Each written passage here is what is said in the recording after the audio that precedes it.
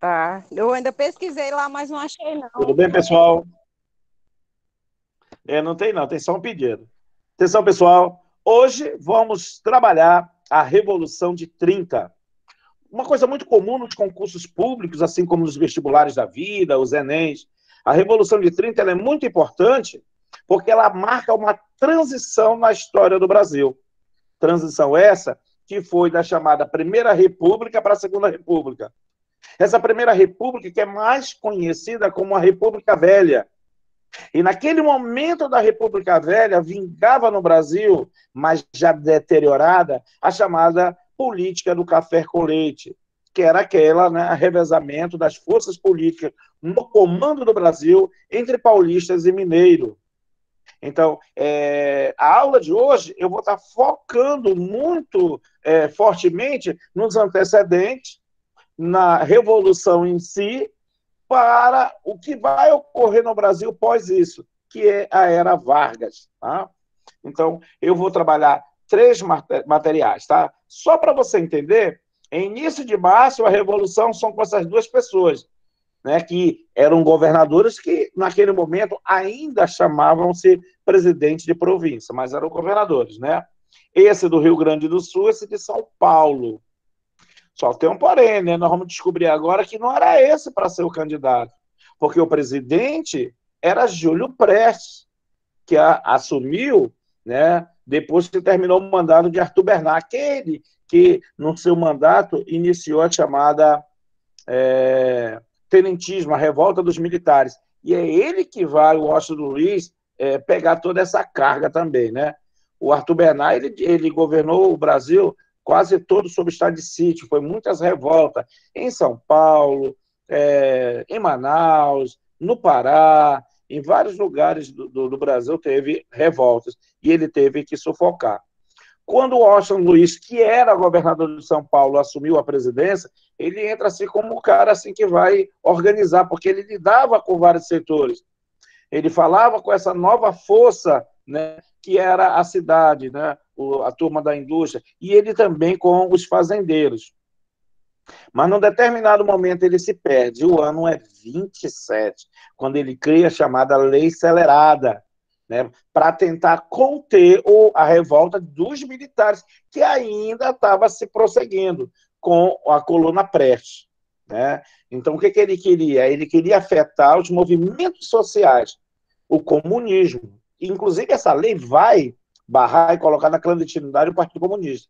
Ele afeta a coluna Prestes e os sindicatos na cidade. Com essa lei, ele também vai afetar a liberdade de imprensa. Ele vai cavar o fim dele, tá? Eu vou já comentar sobre isso aí. Eu vou mostrar aqui uma pequena exploração direta aqui, geral, do que foi a Revolução de 30. Tá? Lá no vídeo do meu canal que eu mandei para vocês olharem, ele está sendo uma lousa, que eu fiz bem bacana, tá? Fator externo, a Grande Depressão. A Grande Depressão, que também é conhecida como a Crise de 29, ou a Quinta-feira Negra. A Grande Depressão que ocorre no dia 24 de outubro de 1929, né? Que também é chamada a quebra da Bolsa de Valores de Nova York. Rocha, por que isso vai afetar no Brasil? Porque o Brasil vivia também o que era, vamos dizer assim, enraizado naquele momento da economia mundial, a superprodução. Qual era a nossa superprodução? O café. Estávamos produzindo mais café, né, colhendo, do que mesmo houvesse quem consumisse. O que vai acontecer na crise de 29? Os produtos vão dar uma estagnada e os preços irão cair. Né? Então, nós vamos ter um problema sério. É o momento em que o mundo vai rever a forma econômica, que era o liberalismo, né? Sem a intervenção estatal na economia. E o Brasil vai estar nessa transição. Essa crise econômica vai afetar em cheio. Aquele poder, né, dos senhores do café, os barões do café de São Paulo, principalmente, eles vão estar com seus alicerces abalados, porque eles vão falir economicamente. Quem é que vai, assim, ressurgir daí da Revolução de 30? No Brasil, os empresários. Aquele dinheiro que vinha emprestado desde do convênio de Itaboaté para armazenar café não vai vir mais. A partir daí, de 1930, qualquer dinheiro emprestado para o Brasil só se for para aplicar na indústria.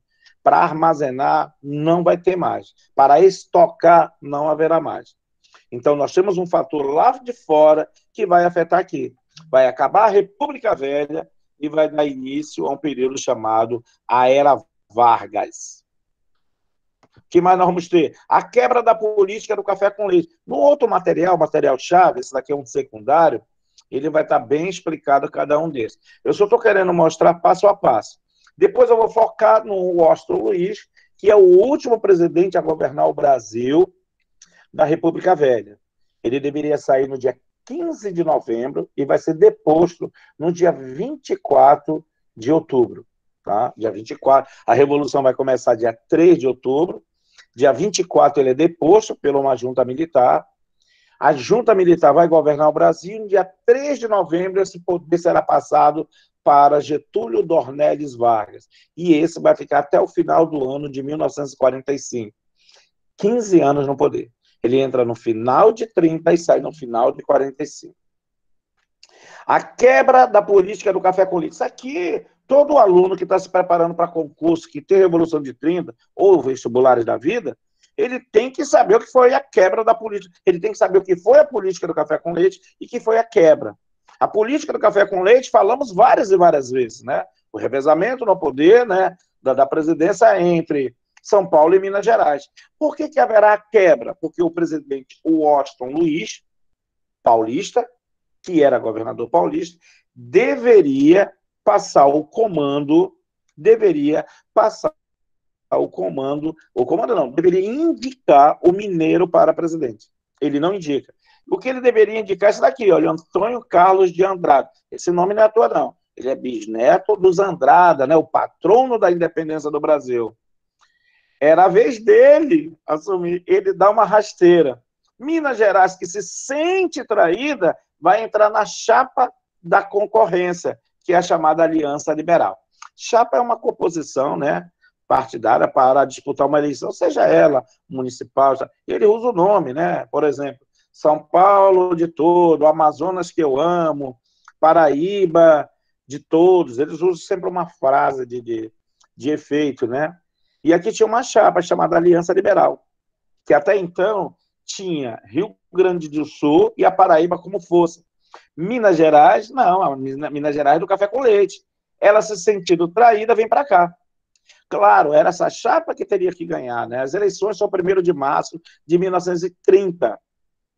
E ele só vai ser homologado, o vencedor, que é o Júlio Prestes, esse daqui, vou mostrar para vocês, só em maio.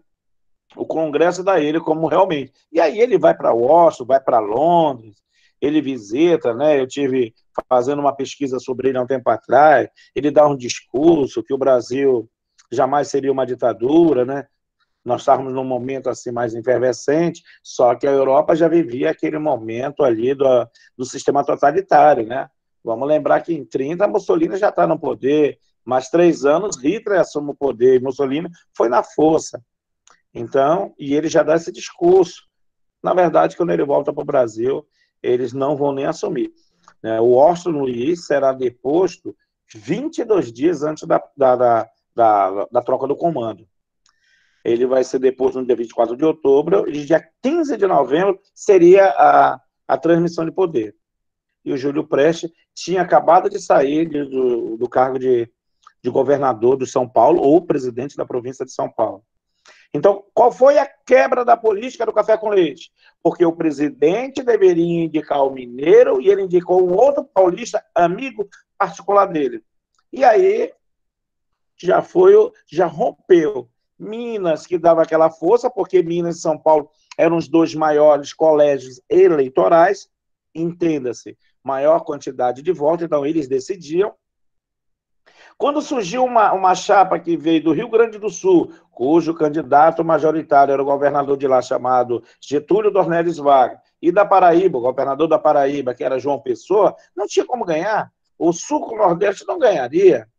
O Sudeste dava forte. E aí eles ainda ganham uma força. Qual é a força que eles vão ganhar aí? Minas Gerais. E mesmo assim eles perdem. Quando eles perdem, né, eu vou usar um termo mais chula, Vargas vai dar um pinote. E vai dizer que houve fraude, e tinha mesmo, e tinha dos dois lados. Tinha voto de quem já morreu, tinha voto do imposto pelos coronéis, o voto do Cabresto, né? Tinha voto de analfabeto que só sabia botar o nome lá para votar e assinar, não sabia nada, era analfabeto. Então tinha muito voto, mas tinha dos dois lados. Tá? Mas aí algo vai mudar esse cenário, tá? Vai mudar. E ele vai ocorrer dia 26 de julho de 1930. O assassinato do seu vice, João Pessoa. João Pessoa, que era o vice dele, governador ou presidente da província da Paraíba, ele está em um bar em Recife, quando um desafeto político dele, por nome João Dantas, chateado porque ele tornou público um relacionamento que ele tinha escondido com uma outra moça, né, inclusive escritora, bem além do seu tempo, e o outro também, todos os dois gostavam dela, e aí ele expôs, ele era um cara casado, político, né, todo um homem de família, né, usando um termo muito comum hoje, um homem de família, e mostrou que ele tinha amante. Ele chegou no bar, puxou a arma e atirou nele, descarregou. E ele morre. Morre João Pessoa. Aqui é João Pessoa no necrotério, aqui na pedra, né? Ainda dá para ver aqui escuro sangue, né? E João Pessoa, quando morre, 26 de junho de 1930, fica aquela loucura, ah, meu Deus, e tal. E aí Vargas, que era uma raposa mesmo, fenomenal, ele usou esse assassinato, que foi uma questão passional, tá? Passional, uma questão passional, ele transformou em uma morte política. Ele já começa a dizer que essa morte foi a mando do presidente.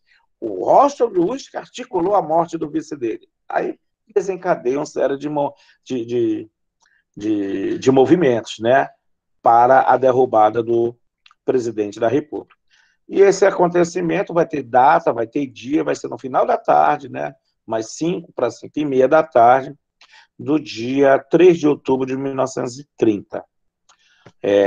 As primeiras mortes irão ocorrer no sul do Brasil.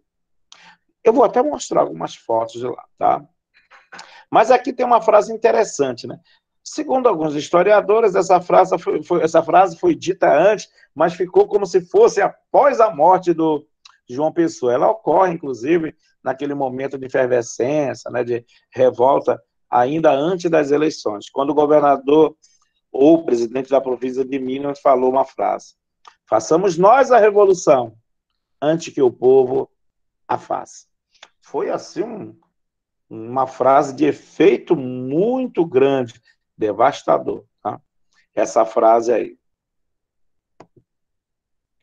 Aqui, eu vou poder mostrar para vocês. Eu tenho aqui, se eu não me engano, está aqui. Aqui. Esse aqui é o funeral dele. Então, ele é conhecido como o estopim para a Revolução de 30. Isso está em prova. O estopim para a Primeira Guerra foi um assassinato, né? Francisco Ferdinando, 28 de junho de 1914. Aqui é o estopim. Estopim é a mesma expressão de gota d'água, né? Gota d'água. Já estava no... Era a desculpa que eles queriam. Estopim é o paviozinho para a bomba explodir. Né? Mas a bomba já está pronta, só falta aquele foguinho. Se vier qualquer fogo, ela explode. Mas a bomba está pronta. É por isso que eles usam esse termo. Gota d'água, o copo já está cheio. Qualquer pingo transborda. Né? Eu até costumo comentar em aula, assim, que a gente está presencial. Você já viu algum caso assim, de um casal conhecido de você, vizinho, parente, o cara diz, rapaz, como é que separaram, rapaz? Uma briga besta. O casal se dá tão bem. Só foi uma gota d'água, na verdade, já estava cheio de outros problemas. Então, aqui, ela sairia de qualquer jeito. A morte foi o estopim.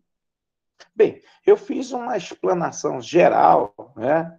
E agora a gente vai trabalhar um pouquinho aqui mais detalhadamente, né?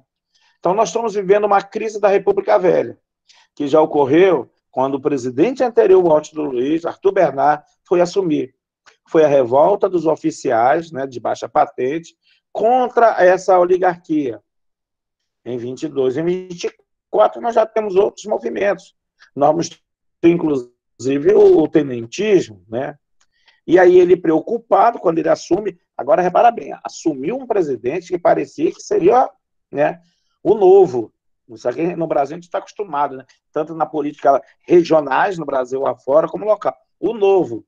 Era um cara que conciliava, falava com todo mundo, né? No governo dele de São Paulo, incentivou a cultura, incentivou as artes. Então, quando esse cara veio, falando com os empresários, né? Nova força da cidade, falando com os fazendeiros, né? As antigas forças regionais, que ainda tinham poder, parecia estar ali muito forte. Porém, né, o presidente anterior governou sob estado de sítio, né? Toda hora sob pressão para derrubar ele, os militares.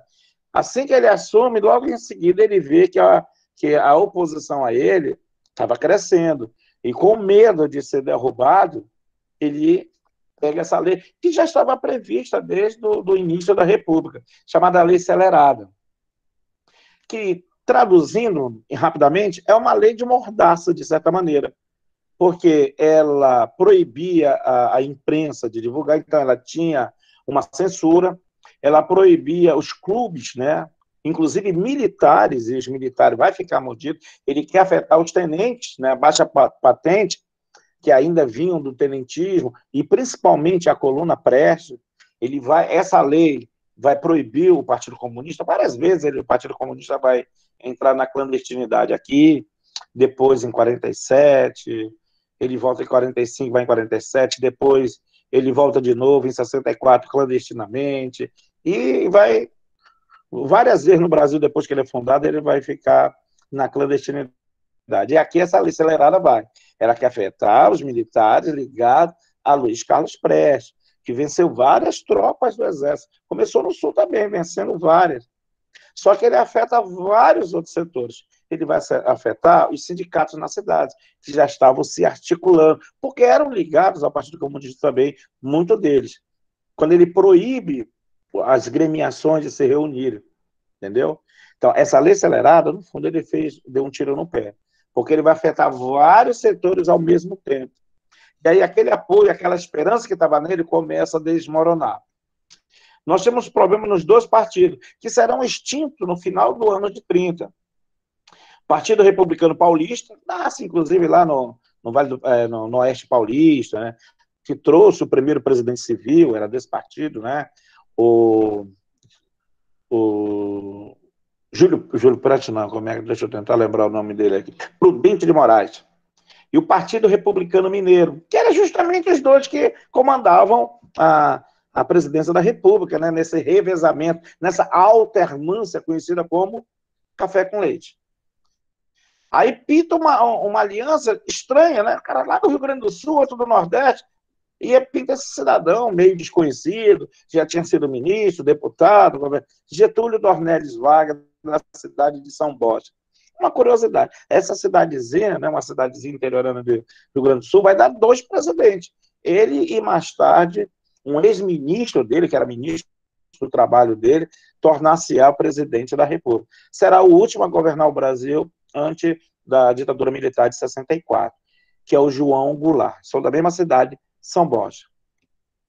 Quem vai ganhar? Júlio Prestes, em março. A eleição termina, ganha. Em maio, lembra que tinha que dar, titular o candidato?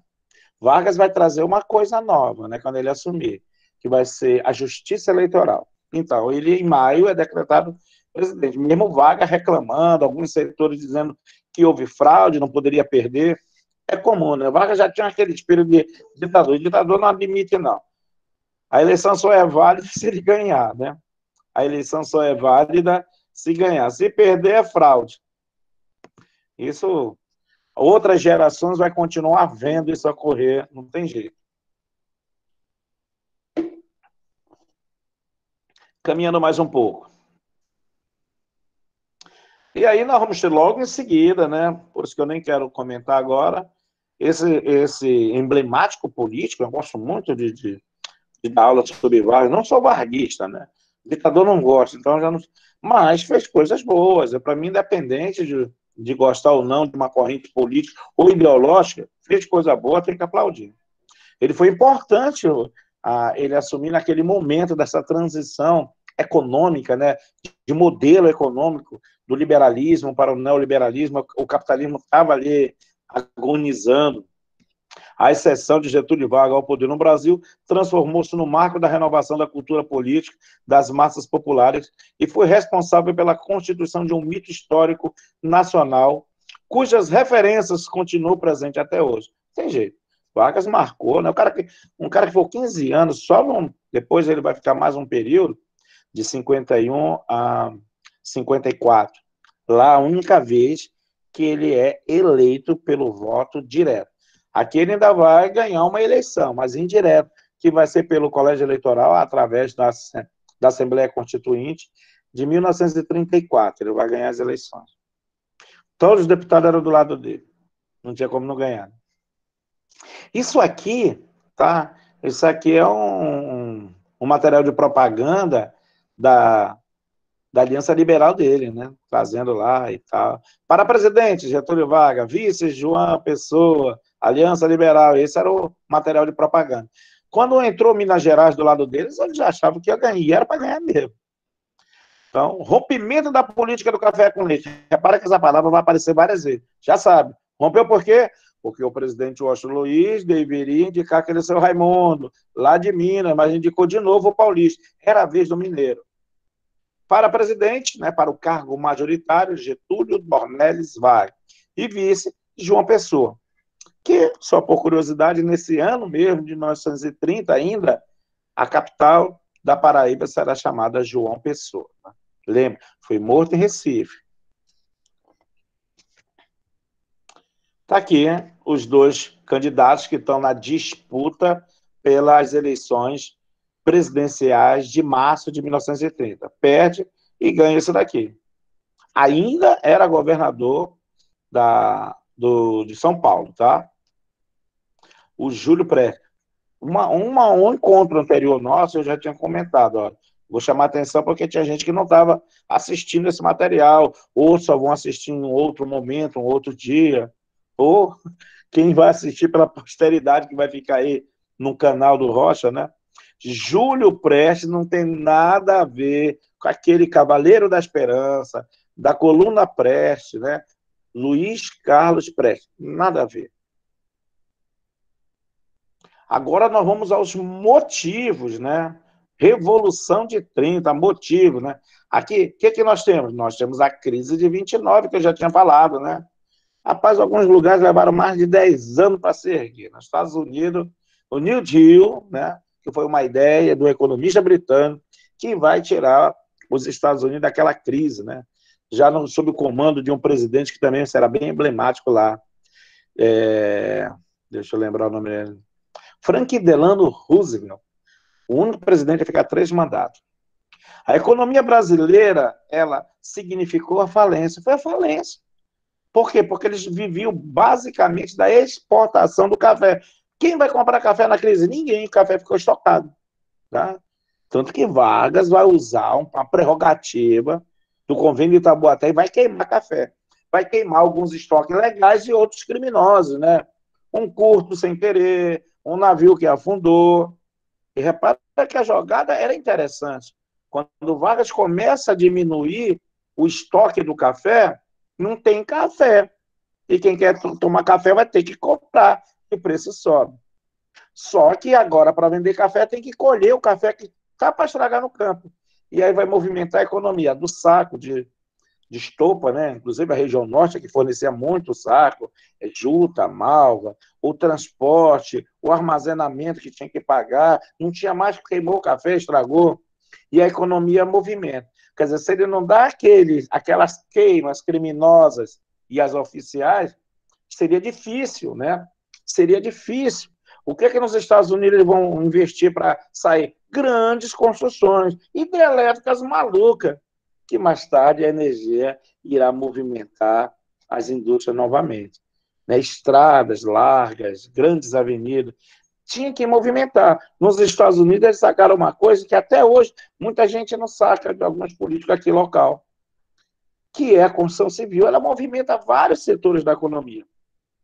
Bem, a quebra da Bolsa de Valores, em que o pessoal queria ganhar só especulando, parecia o nosso encilhamento, né? Lá de Rui Barbosa, só que lá foi mais feio, né? Não tinha nem indústria, o cara pegou o dinheiro e tocou, ainda estava dizendo ali na Bolsa de Valores, especulando de que estava produzindo, vendendo. Aqui eles produziam mesmo, mas tudo tocado, não estava vendendo. Grande Cafeicultor Paulista vai quebrar. Então, nós temos a crise de 29, né, que é a chamada Quinta-feira Negra, né, 24 de outubro de 1930, aquele dia. Foi a primeira vez na história que a Bolsa de Valores teve que fechar, parar as transações antes. O presidente da República lá vai dar uma dica aos bancos, vai pedir que feche por alguns dias. Dezenas dele nunca mais na vida vai abrir. Aqui para você dar uma olhadinha como é que foi. O cara tá muito. Ele tinha ações que valiam milhões, digamos. O cara dormiu com milhões. Quando ele acordou, puf, não tinha um centavo. Milhões de dólares evaporaram, porque estava tudo em papéis, né, em ações. Evaporou. Pum. E aí, por que vai ficar mais cruel? Porque muitos desses bacanos, né, suas mansões, seus apartamentos, estava tudo empenhado no banco para ele pegar dinheiro e investir em bolsa. Fazendas e tudo. Isso ocorreu no Brasil também. Os fazendeiros ficaram quebrados. Tá? Consequências dessa para o Brasil: ruína e falência da oligarquia paulista. Cara, quem tinha poder, tinha força, tinha dinheiro. Crise econômica na cafeeira. Né? Aqueles que só investiram no café, mas já tinha gente em São Paulo investindo na indústria. Nós já tínhamos um embrião, né? Do trabalhador da cidade, da indústria. Desde 17, quando houve aquela grande greve no Brasil, né? E aí não teve jeito. Revolução de 30, derrubada do poder da oligarquia paulista. Lembra? Era o paulista que estava no poder. Em 15 de novembro tinha que passar para o outro, que também era paulista, Júlio Prestes. Então ele tira. São Paulo é quem vai perder bastante. Vai perder o seu governador que está lá, que era paulista. O Getúlio vai mandar um militar que não é de lá. O presidente que está saindo, antes de sair é tirado. O que ia entrar também não deixaram. São Paulo é o que mais perde. A ascensão no poder de Getúlio Dornelles Vargas. E aqui eu já tinha mostrado para vocês um pouquinho aqui do velório do João Pessoa, que lembra, né? Era o vice dele. Mas aqui um pouquinho eu vou mostrar para vocês, né, que muita gente nem sabe, acho que a Revolução de 30 foi só ali, mas teve tiro, né? Ela começa lá no início, em 3 de outubro, né? Só vai realmente ser deposto o presidente no dia 24 de outubro. E Vargas só vai assumir 3 de novembro. Até lá é uma junta militar. Então aqui nós temos aqui alguns lugares no sul, aqui é Joinville, né? Cidade bonita, né? Chove bastante lá. Joinville. Aqui tem mais gente, Joinville, aqui você já viu soldado morto, ó. Já houve tombamento aí, né? Para mostrar algumas coisas aqui. Então é o sul que vai sair. Depois sai do Nordeste também, uma força, tá? Você observar bem aqui, não sei se vai dar para ver aí, mas tem 3 de 10 de 1930. De 930, não tem nenhum aqui mostrando aí as forças. Mas o presidente ainda contava com apoio militar. Até que aqui já é 5 de outubro, aqui já é Curitiba. Lembra que Vargas está lá, ele vem com apoio do Sul. Major Góes, né, é quem vai dar todo o apoio militar a Vargas, que era do tenentismo. Esse daqui, ó. Pela ironia do destino, é um dos que vai encabeçar, 15 anos depois, a tirada de Vargas. Repara que ele já se apresenta, né, com fardas militares, comum, né? Hitler fez isso, Mussolini, Stalin, era comum. Aqui as forças militares com apoio a ele. Você vai ver aqui o 12º Regimento de Infantaria, todo crivado de bala. Isso já é 9 de outubro, o presidente ainda está no poder. Aí é Belo Horizonte, tá? Aí é Belo Horizonte. 9 de outubro. Aqui São Paulo. Esse aqui que articula todo Góes Monteiro, né? É ele que faz o levante no sul, tá? Esse daqui é do alto comando, mas esse aqui mais tarde vai articular a tirada do Vargas. Aí Vargas vai dar o seu pronunciamento, 31 de outubro. Quem está governando é uma junta militar aí, ele ainda não é o presidente, e aqui ele assume, tá? Em 3 de novembro. Só uma curiosidade, esse cidadão aqui, que vem do Sul, que vai ser ministro dele até 32. 32 haverá um levante para derrubar a Vargas. Esse daqui terá um neto que vai ser presidente da República. Esse é avô avô não, avô, não, ele é pai, perdão. Avô, estou tentando lembrar aqui. Isso aqui é Lindolfo Collor, tá? O avô do Collor de Mello. Avô?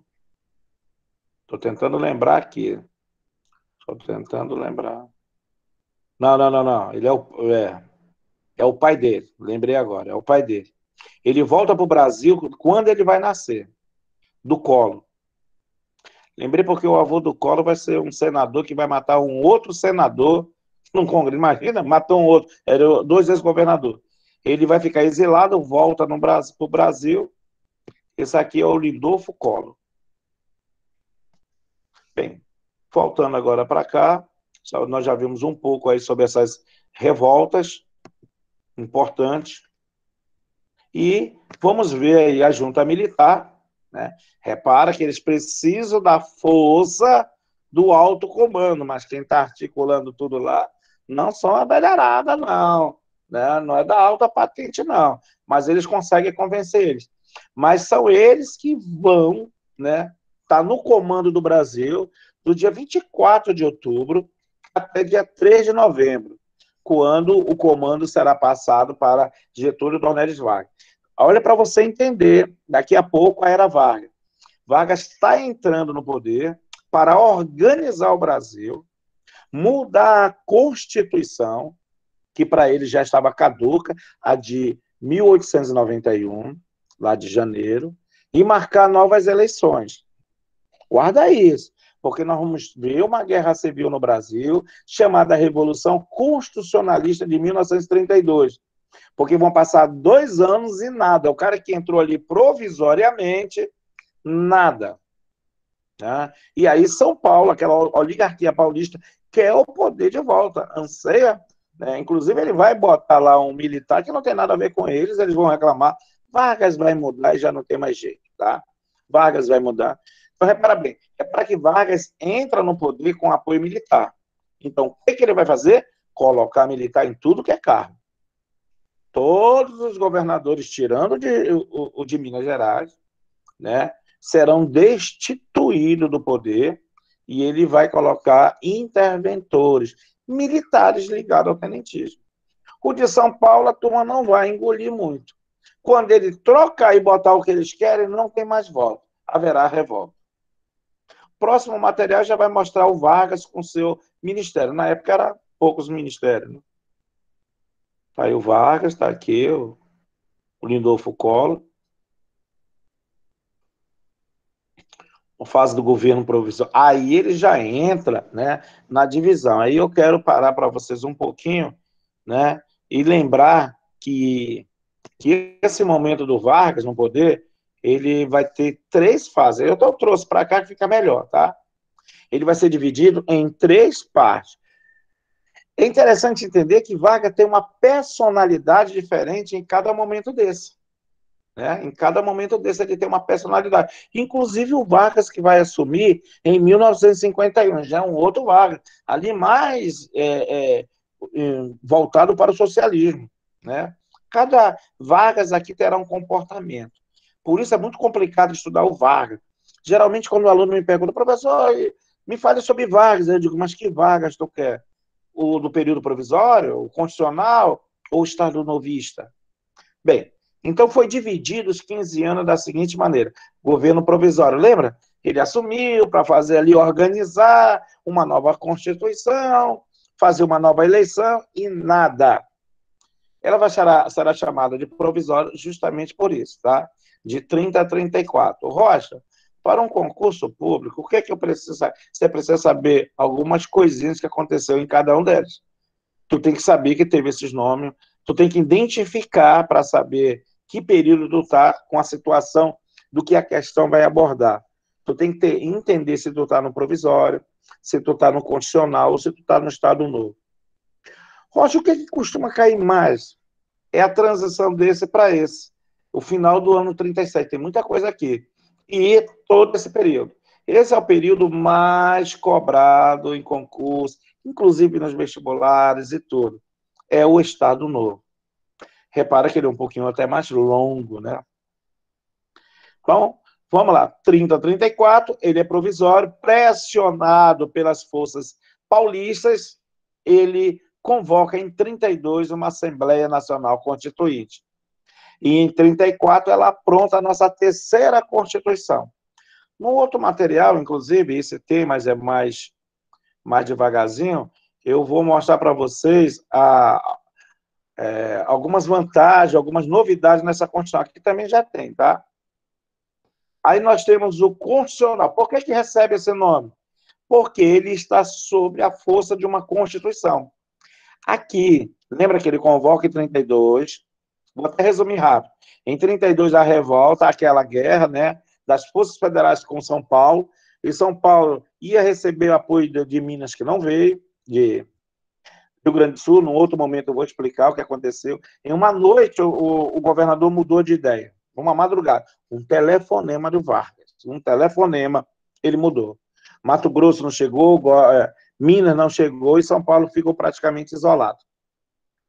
Pois bem, eles perdem, mas Vargas atende todo o pedido. Por isso que, inclusive, lá é um feriado grande, feriado estadual, tá?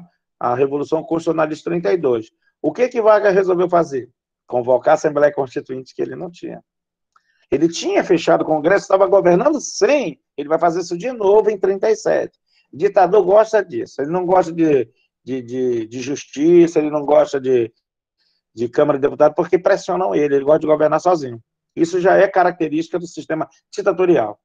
Pois bem, ele perde as eleições, ele ganha a guerra, perdão, mas ele atende o pedido. Convoca uma Assembleia Constituinte, muda a Constituição e marca novas eleições. Só que nas várias eleições, a Constituição já prevê que ela será indireta, e é ele que ganha. E nós temos pela segunda vez na história, né, republicana do Brasil, um presidente eleito de forma indireta. O primeiro foi Marechal Deodoro da Fonseca. Marechal Deodoro da Fonseca. E com isso, eu vou parar aqui e a gente se encontra num outro momento para dar continuidade.